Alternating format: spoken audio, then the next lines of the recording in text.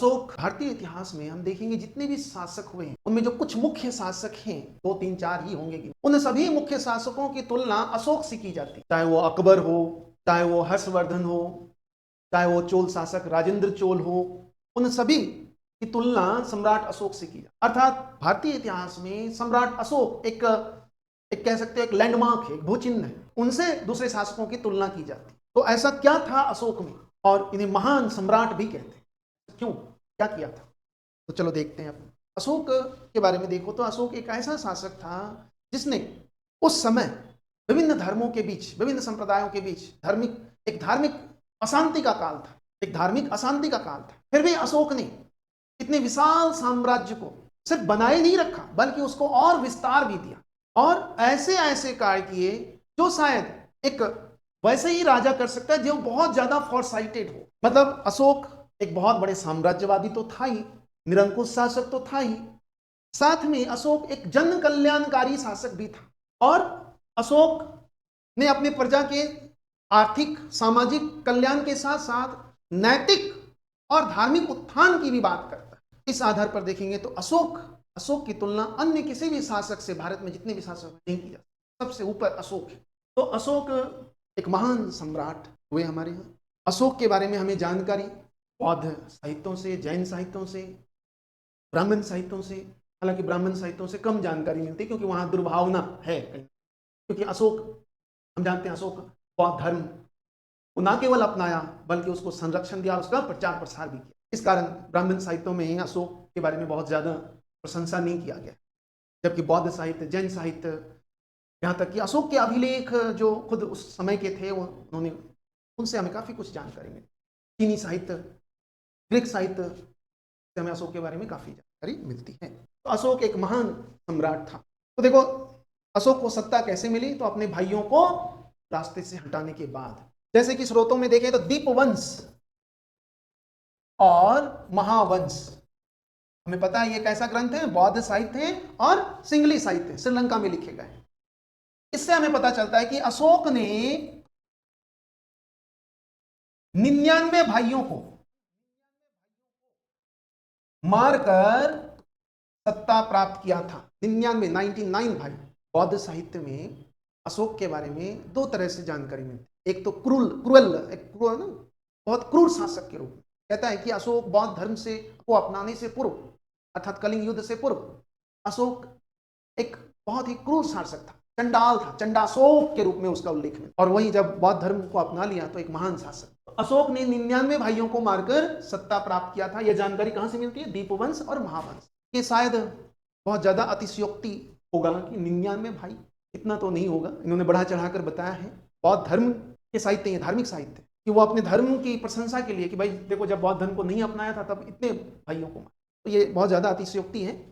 लेकिन एक वही दूसरा बौद्ध साहित्य है, विद्वान लामा तारानाथ, जिनकी पुस्तक है कंग्यूर और तंग्यूर, ये क्या कहते हैं, ये कहते हैं कि अशोक ने केवल 6 भाइयों को मारा और फिर सत्ता प्राप्त। 2 तरह की जानकारी। तो कुल मिलाकर हम इस निष्कर्ष पर पहुंच सकते हैं कि अशोक ने भाइयों को मारकर ही सत्ता प्राप्त किया होगा, भले ही 6 भाई को मारकर प्राप्त किया। तो अशोक शासक बना, कब बना, 269। दिव्यावदान बौद्ध साहित्य है, नेपाली साहित्य, दिव्यावदान। इससे हमें पता चलता है कि अशोक शासक बनने से पूर्व, अशोक सम्राट बनने से पूर्व अवंती राष्ट्र जिसकी राजधानी उज्जैन का प्रांतपति था, उज्जैन का गवर्नर था। अशोक शासक बनने से पूर्व उज्जैन का गवर्नर था। और इस पुस्तक से, दिव्यावदान से, हमें यह भी जानकारी मिलती है कि बिंदुसार के समय में उज्जैन में, अवंती राष्ट्र में विद्रोह हो गया था। तो एक बार तो विद्रोह को कुचलने के लिए अशोक को भेजा, फिर एक और बार विद्रोह हुआ था, तब बिंदुसार ने अपने पुत्र सुसीम को भेजा था। विद्रोह भी हुआ था बिंदुसार के समय में। कौन से प्रांत में विद्रोह हुआ था, ध्यान रखना है, अवंती राष्ट्र जिसकी राजधानी उज्जैन। अशोक शासक बनने से पूर्व उज्जैन का प्रांतपति था, गवर्नर था। हमें इसी से पता चलता है कि अशोक की माता जो थी वो सुभद्रांगी, उनकी माता का नाम सुभद्रांगी थी। बिंदुसार पिता और सुभद्रांगी माता थी।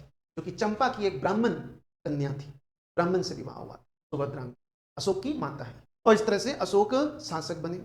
अशोक की पत्नियां भी बहुत सारे हैं, जैसे कि अभिलेखों में तो केवल एक ही पत्नी का उल्लेख है, जैसे कि अभिलेख में हमने देखा है सिर्फ करुवाकी, अभिलेखों में अशोक की एकमात्र पत्नी की चर्चा है, एकमात्र।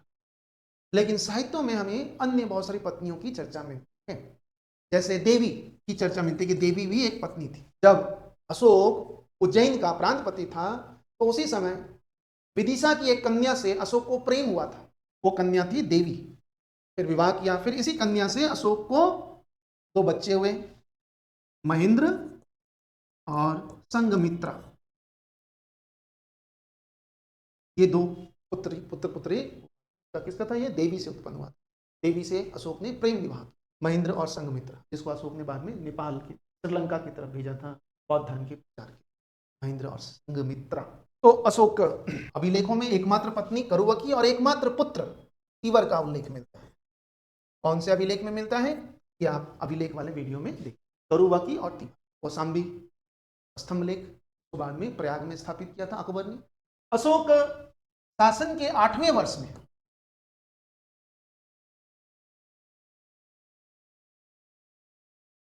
एक बहुत ही महत्वपूर्ण घटना को अंजाम दिया था। वो घटना कौन सी थी? कलिंग युद्ध। शासन के 8वें वर्ष। हमें यह जानकारी कहां से मिलती है? 13वें बृहत शिलालेख, इसी से हमें कलिंग युद्ध के बारे में जानकारी। अशोक ने शासन के 8वें वर्ष में 261 और 262 में कलिंग के विरुद्ध युद्ध किया। देखो, कलिंग मौर्य साम्राज्य में चंद्रगुप्त मौर्य के समय में संपूर्ण भारत मौर्यों के अधीन था, सिवाय कलिंग प्रांत, कलिंग क्षेत्र। बिंदुसार जब शासक बने तो बिंदुसार ने भी कलिंग पर विजय प्राप्त करने का प्रयास किया था, परंतु वह असफल रहा था। उससे पहले हमने देखा था मगधराज महापद्मनंद, उसने भी कलिंग पर आक्रमण किया था, कालिया नाग की मूर्ति उठाकर लाया था, कलिंग में एक नहर भी स्थापित किया था। तो कलिंग के अलावा संपूर्ण भारत मौर्यों के अधीन था। तो देखो, एक साम्राज्य, जो साम्राज्यवादी शासक होते हैं, जो महत्वाकांक्षी शासक होते हैं, वो कभी नहीं चाहेंगे कि कोई भी क्षेत्र हमारे अधीन हो, ना हो, स्वाधीन हो। जैसे आज हम देखेंगे जो हमारे देश में शासन व्यवस्था है, सबसे ज्यादा पॉपुलर जो पार्टी है या सबसे ज्यादा जो सरकारें हैं जिस पार्टी की, वह है भारतीय जनता पार्टी। केंद्र में भी सरकार है और बहुत सारे राज्यों में भी सरकार। कुछ राज्य ऐसे जहां बीजेपी की सरकार नहीं है, तो वो चाहते हैं कि उन राज्यों में भी हमारी सरकार हो जाए, सभी राज्यों में हमारी सरकार, केंद्र में तो हो ही हो, सभी राज्यों में भी हमारी सरकार। तो ये शासक वर्ग की, शासन की यह नियति है कि वो संतुष्ट नहीं रहते जब तक संपूर्ण क्षेत्र पर उनका वर्चस्व स्थापित। तो अशोक भी एक महत्वाकांक्षी शासक था और वो भी चाहता था कि जो कलिंग, जो एक स्वतंत्र स्वाधीन देश है, प्रांत थे, उसको अपने अधीन कर और साम्राज्य का विस्तार पूरा करे। तो अशोक ने कलिंग पर आक्रमण किया था। उद्देश्य था राजनीतिक और आर्थिक भी था। कुछ स्रोतों से हमें पता चलता है कि अशोक ने कलिंग पर आक्रमण तो व्यापार वाणिज्य के उद्देश्य से किया था, परंतु वास्तविकता यह है कि वह राजनीतिक महत्वाकांक्षा को संतुष्ट करने के लिए ही किया होगा, क्योंकि कलिंग ही एकमात्र प्रांत था जिस पर अभी तक वर्चस्व स्थापित नहीं कर पाए थे। तो अंततः कलिंग पर आक्रमण किया, युद्ध हुआ, और इस युद्ध में, इसी बृहत शिलालेख में वो कहता है कि 1 लाख लोग मारे गए, 1.5 लाख लोग घायल हो गए।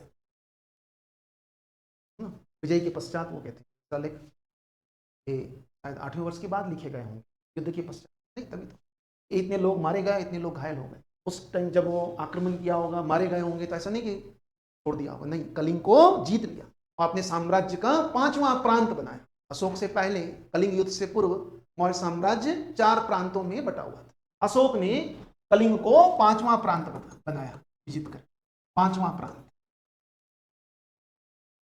विजय करने के पश्चात वो अपने शिलालेख में कहता है कि इतने लोग मारे गए, ये हो गए, अब मेरा हृदय पिघल गया देखकर, हिंसा को देख। अब हमने युद्ध की नीति त्याग दिया और धम्म की नीति अपनाई। ये जानकारी हमें 4थे बृहत शिलालेख से पता चलता है। बृहत शिलालेख 4थे क्या कहता है इसमें? इसी में अशोक की नीतिगत परिवर्तन हो गया। कहता है कि भेरी घोष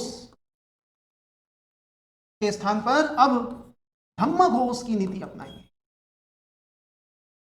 धम्मघोष की, भेरी घोष को त्याग देंगे अब नहीं, भेरी घोष का मतलब युद्ध की नीति को त्याग देंगे और धम्म की नीति, भेरी घोष हो गया युद्ध की नीति और धम्म घोष अर्थात शांति की नीति।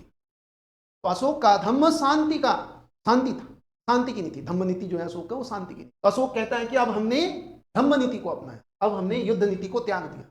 भैया क्यों नहीं त्यागोगे, अब युद्ध कहां करोगे, किसको जीतोगे, क्योंकि आपने तो संपूर्ण भारतीय उपमहाद्वीप पर विजय प्राप्त कर लिया। अब तो कोई आपके कोई पड़ोसी स्वतंत्र राज्य है ही नहीं, आसपास कोई राज्य है ही नहीं स्वतंत्र, साम्राज्य विस्तार। तो अशोक ने इस युद्ध के पश्चात, कलिंग युद्ध के पश्चात धम्म नीति को अपनाया। यह जानकारी हमें चौथे वृहत शिलालेख से पता चला।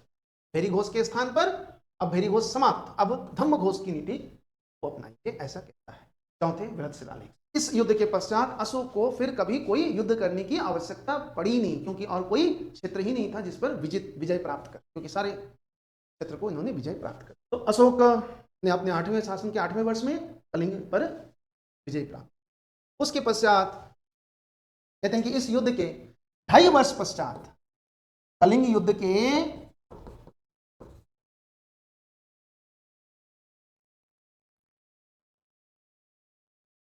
अशोक ने बौद्ध धर्म को अपना लिया, बौद्ध धर्म को अपना लिया, बौद्ध धर्म में दीक्षा लिया।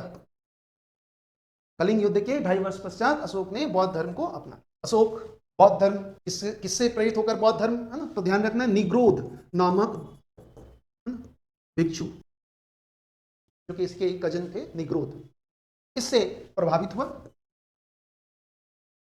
और उपगुप्त नामक बौद्ध भिक्षु से दीक्षा लिया, उपगुप्त से दीक्षा लिया था। निग्रोध से प्रेरित हुआ था, प्रभावित हुआ था और उपगुप्त से दीक्षा लिया। इस तरह से अशोक बौद्ध धर्म के अनुयायी बने। कब बने, कलिंग युद्ध के 2.5 वर्ष पश्चात बौद्ध धर्म के अनुयायी। उसके बाद तो फिर बौद्ध धर्म के ही प्रचार प्रसार में लग गए और जनता के कल्याण में भी लग गए, क्योंकि साम्राज्य विस्तार जहां तक हो सकता था किया। तो अशोक ने कलिंग युद्ध के पश्चात धम्म घोष की नीति अपनाया। अशोक ने धम्म की नीति अपनाई। धम्म की नीति क्या है, तो यह एक तरह से देखा जाए जैसे अकबर ने बाद में, मतलब मध्यकाल में अकबर ने एक नीति लाया था, सुलह एक कुल की नीति, सर्वधर्म संभाव, सबके साथ मिलजुल कर सहिष्णु व्यवस्था, एक नैतिक व्यवस्था।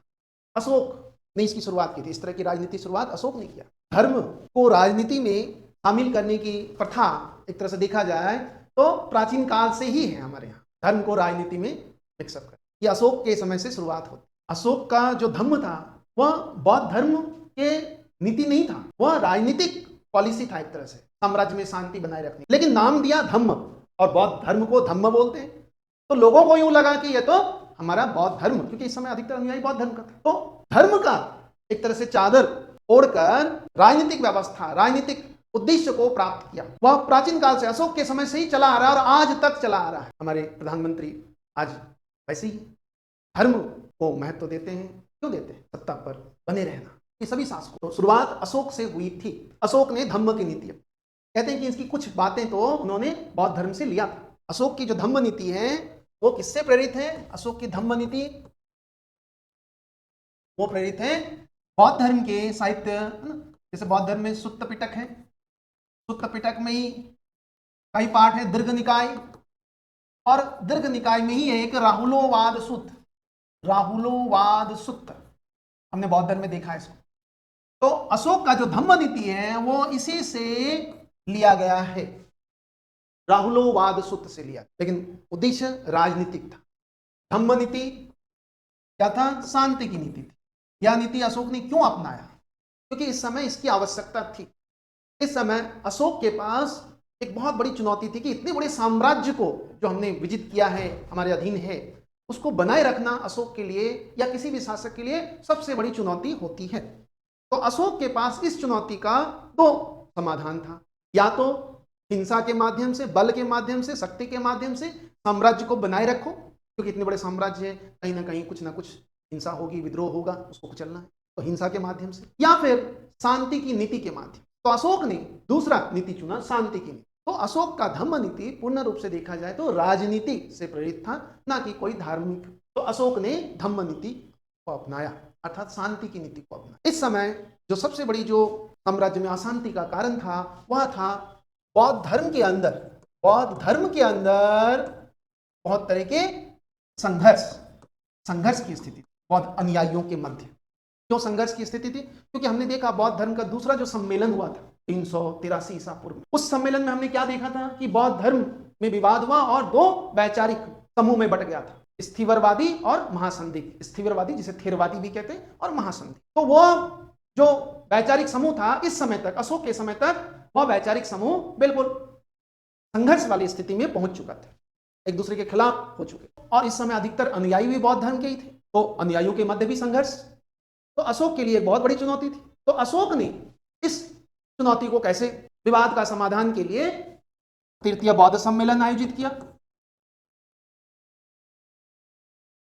और इस सम्मेलन में उन्होंने केवल और केवल थेरवादियों को ही आमंत्रित किया, सभी को आमंत्रित नहीं किया, थेरवादियों को, ताकि साम्राज्य में यह मैसेज जाए या संदेश जाए कि देखो हमने शांति स्थापित कर दिया है ऊपर लेवल पर, इसलिए अनुयायी शांत हो जाए। केवल थेरवादियों को बुलाया, महासंघिकों को नहीं बुलाया, और शांति से यह सम्मेलन आयोजित कर दिया। इससे प्रजा को ऐसा लगा कि ऊपर स्तर पर, बड़े लेवल पर धार्मिक जो विवाद था वो समाप्त हो गया है। और अशोक के अधिकतर जो स्तंभ अभिलेख हैं, पिलर रॉक एडिक्ट्स, उसमें हम देखते हैं कि संघ भेद के विरुद्ध, जो भी संघ भेद के विरुद्ध कार्य करेगा उन्हें दंड देने की बात करता है। अधिकारियों को कहता है कि संघ भेद को रोको, जो भी संघ में फूट डालता है उसको रोकने का काम करो। तो इस तरह से अशोक ने बौद्ध संतों के बीच में, बौद्ध भिक्षुओं के बीच में जो संघर्ष था उसको नियंत्रित करने का प्रयास किया और उसमें सफल भी रहा, तो साम्राज्य में भी शांति बना रहा। अशोक ने बौद्ध धर्म को अपनाया भी इसी उद्देश्य था, क्योंकि अधिकतर अनुयायी बौद्ध धर्मावलंबी था। जैसे अकबर ने सुलह कुल की नीति अपनाई। क्यों अपनाया? क्योंकि अधिकतर भारत में जो थे वो कौन थे? हिंदू धर्म के अनुयायी। सुलह कुल में सभी को शामिल कर सकते। मनसबदारी व्यवस्था भी अशोक ने इसी उद्देश्य से लाया था, ताकि सभी धर्मों के लोगों को शासन प्रशासन में भागीदारी समान रूप से दें, ताकि उन्हें भेदभाव व्यवहार ना लगे। तो अशोक ने तृतीय बौद्ध सम्मेलन आयोजित किया था। यह जानकारी हमें कहां से मिलती है? तो केवल और केवल वही सिंगली साहित्य दीपवंश और महावंश, इन्हीं दोनों से हमें यह जानकारी मिलती है कि अशोक ने यह सम्मेलन आयोजित किया था। अन्य किसी स्रोतों से जानकारी नहीं मिलती है। इसी आधार पर कुछ विद्वान अशोक इवेंट का पर संदेह करता है कि अशोक ने ऐसा सम्मेलन आयोजित करवाया भी था कि नहीं, परंतु इससे हमें दीपवंश महावंश से ही केवल जानकारी, इसी आधार पर आलोचक ये कहता है कि शायद नहीं करवाया था। तो अशोक ने तृतीय बौद्ध सम्मेलन आयोजित किया था। इस सम्मेलन के अध्यक्ष कौन थे? हमने देखा है मोगलीपुत्र तीस, जिसने अभिधम्म पिटक की रचना की। अभिधम्म पिटक 7 पुस्तकों का संग्रह है, जिसमें सबसे प्रसिद्ध पुस्तक कौन है? कथावत्थु, जो थेरवादियों का है। तो इस तरह से अशोक ने यह सम्मेलन आयोजित किया। अशोक ने प्रजा के हित के लिए बहुत सारे कार्य किए, जगह जगह कुएं खुदवाए, वृक्ष लगवाए, ऐसा हमें अशोक के अभिलेखों से पता चलता है। अशोक ने अनेक जन कल्याणकारी कार्य किए। अशोक का जो 14वां वृहत शिलालेख है, जो कलिंग क्षेत्र में मिला है, तौसली और जोगड़ और कौसली में मिला है, उसमें क्या पता चलता है 14 वृहत शिलालेख से? ये कि भाई सारे प्रजा मेरी संतान है। देखो ये निरंकुश शासन व्यवस्था को बताता है। और फिर वही कहता है प्रांतपतियों को, तौसली के प्रांतपति को वो आदेश देता है कि अगर इनको किसी तरह की कष्ट हुआ तो हम तुम्हें नहीं छोड़ेंगे। मतलब प्रजा हित की भी बात करता है। फिर नैतिकता की बात करता है कि बड़ों का सम्मान करो, माता पिता का सम्मान करो, गुरुजनों का सम्मान करो। 12वें शिलालेख में नैतिकता की बात कहता है कि हम अपने धर्म को आगे, हम अपने धर्म का वृद्धि तभी कर सकते हैं, हम अपने धर्म की वृद्धि कैसे कर सकते हैं, और करना भी चाहिए अपने धर्म की वृद्धि, लेकिन कैसे करेंगे? उसको पकड़ के रहने से नहीं कर सकते, उसको उदार तरीके से पालन करेंगे तो ही हम अपने धर्म का वृद्धि कर सकते हैं। और दूसरे के धर्म को जानना भी उतना ही जरूरी है। दूसरे के धर्म का निचोड़ को जानना भी आप, और दूसरे के धर्म के निचोड़ को तभी जानोगे जब आप अपने धर्म के प्रति उदार रहोगे। ऐसा अशोक तो एक धार्मिक समन्वय की बात करता है। अशोक शिलालेखों में समन्वय स्थापित करने वाले अधिकारियों की नियुक्ति की बात करता है। धम्म महामात्र की नियुक्ति की अशोक ने अपने शासनकाल के 13वें वर्ष में धम्म महामात्र की नियुक्ति करता है। इसका उद्देश्य वही था, समन्वय स्थापित करना, समन्वय सभी धर्मों के बीच मेलजोल बढ़ाना, धम्म की नीतियों का पालन करवाना। धम्म महामात्र 13वें वर्ष में।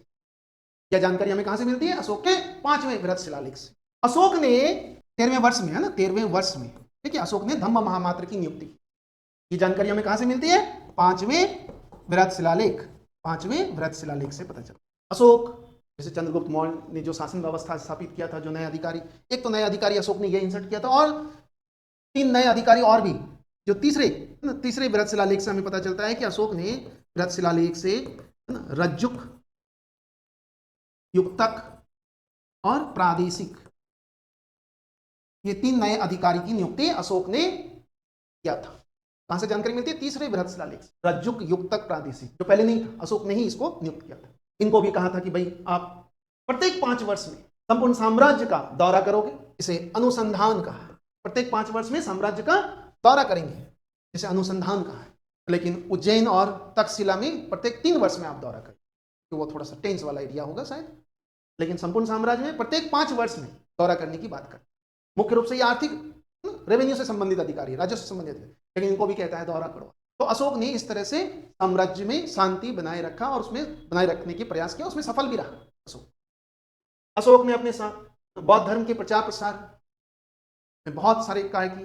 विभिन्न दिशाओं में इन्होंने अपने अधिकारियों को भेजा, संघमित्रा और महेंद्र को श्रीलंका भेजा इन्होंने। जैसे कि हमें पता चलता है कल्हन की पुस्तक राजतरंगिणी, हमें अशोक के बारे में, मौर्यों के बारे में काफी जानकारी मिलती है। राजतरंगिणी कश्मीर का इतिहास, 12वीं शताब्दी का इतिहास लिखा हुआ कल्हन के द्वारा संस्कृत में है। इस पुस्तक से हमें पता चलता है कि अशोक को, यह कहता है अशोक को क्या कहता है, मौर्यों का पहला शासक, मौर्य वंश का संस्थापक इसी को बताया है। अशोक कल्हन ने राजतरंगिणी में संस्थापक बताया है। बताओ, उल्टा ही बताया। और यह कहता है कि अशोक ने ही श्रीनगर शहर की स्थापना किया, श्रीनगर की स्थापना। दिव्यावदान, इसमें कहता है कि अशोक ने नेपाल में ललितपत्तन नामक शहर की स्थापना, ललितपत्तन नामक शहर की स्थापना अशोक ने नेपाल में की। अशोक की धम्म यात्राएं, अशोक का धम्म यात्रा, अशोक ने शिकार पर यात्रा छोड़ दिया था और धम्म यात्रा शुरू किया था। ये कहां से जानकारी मिलती है? अशोक के 8वें बृहत शिलालेख से। वो कहता है कि अब हम शिकार पर यात्रा छोड़ दिया, अब हमने धम्म यात्रा शुरू किया है। तो धम्म यात्रा कहां कहां यात्रा किया था? 10वें वर्ष में बौद्ध गया, वो सारे स्थान गए जहां महात्मा बुद्ध के जीवन से जुड़े महत्वपूर्ण स्थान थे। फिर 14वें वर्ष में कहां गए? निगाली सागर। यहां इन्होंने क्या किया था? कनक मुनि के स्तूप को जीर्णोद्धार किया था। कनक मुनि, महात्मा बुद्ध का ही नाम है कनक मुनि, महात्मा बुद्ध का ही नाम है शाक्य मुनि। तो कनक मुनि के स्तूप को जीर्णोद्धार किया था। कब? 14वें वर्ष में। 20वें वर्ष में लुम्बिनी गए थे, जो महात्मा बुद्ध का जन्म स्थान है। लुम्बिनी जाकर उन्होंने क्या किया था? वहां के लोगों को कहा कि आप तो बहुत ब्लेस्ड हो, भाग्यशाली हैं, ऐसे भूमि से जुड़े हुए जहां महान आत्मा जन्म लिया था, तो आपके लिए सुविधा क्या? तो बलि नामक जो कर है वो अब आपको नहीं देनी पड़ेगी। और भूमिकर जिसे भाग कहा जाता था, कहा कि भैया अब आपको इसमें राहत दी जाएगी, 1/6 से 1/8 इतना ही आपको देना पड़ेगा। पहले आपसे इतना लिया जा रहा है, अब आपसे इतना लिया जाएगा, कम राहत। मतलब मौर्य काल में लुम्बिनी, यह जानकारी हमें रुमिंदई अभिलेख से भी मिलता है। रुमिंदई इस यात्रा के बारे में जानकारी मिलती है, जहां से हमें पता चलता है कि लुम्बिनी 20वें वर्ष में अशोक लुम्बिनी गए और वहां के लोगों के लिए राहत क्या दिया? बलि कर समाप्त कर दिया और भागकर वो 1/6 से घटाकर 1/8 कर। 20वें वर्ष में वो यहां भी गए थे, वापस यहां निगाली सागर भी आए थे और कनक मुनि के स्तूप को देखा भी था। अशोक ने यात्राएं की, है ना? केवल एक स्थान में इन्होंने दोबारा यात्रा किया था, निगाली सागर। 2 बार यात्रा केवल एक ही स्थान में किया था, निगाली सागर, कनक मुनि के स्तूप। फिर 27वें वर्ष में वो गए थे कहां? खोतांग, अफगानिस्तान की। तो इस तरह से अशोक जीवन भर बौद्ध धर्म की अभिवृद्धि और धम्म की नीति और साम्राज्य में शांति की नीति बनाए रखा, शासन व्यवस्था। और इस तरह से 232 ईसा पूर्व तक अशोक व्यवस्थित रूप से सभी प्रकार के लोगों को, सभी तरह के सुख सुविधा का ध्यान रखा, सभी तरह की व्यवस्थाएं की, साम्राज्य को बनाए रखा। ये ऐसी व्यवस्था कोई बहुत ही अबल रूलर ही कर सकता है, जो अशोक में था, वो क्षमता होगी। लेकिन अशोक के बाद, अशोक की मृत्यु के बाद फिर हम देखते हैं कि कोई भी वैसा योग्य शासक नहीं हुआ। और यही वजह था कि अशोक के मृत्यु के साथ ही मौर्य साम्राज्य का पतन